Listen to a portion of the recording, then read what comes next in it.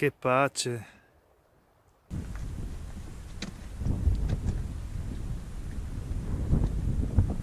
Siamo sulla penisola di Kamenjak, vicino a Pola in Croazia.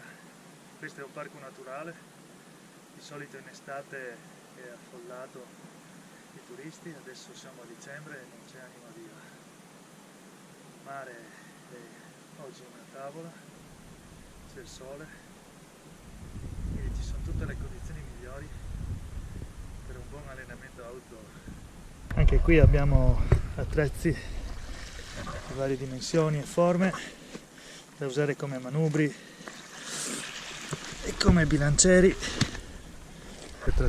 Abbiamo pareti per fare trazioni, appoggi per fare tricipiti o addominali.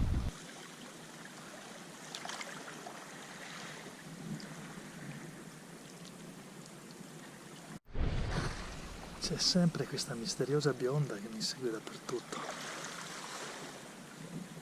Boh, chissà chi diavolo sarà.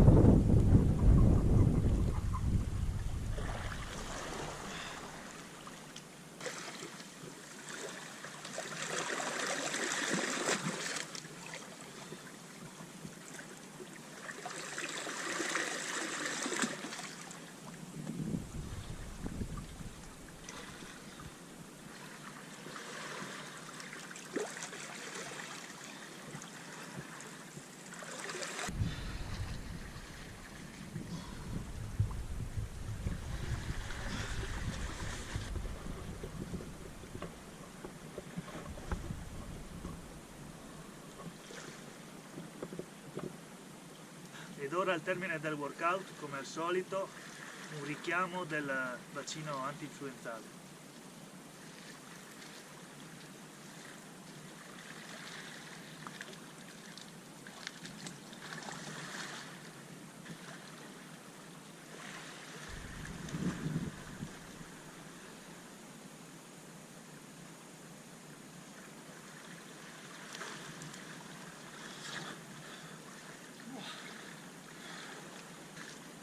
E anche per questo inverno influenza è debellata.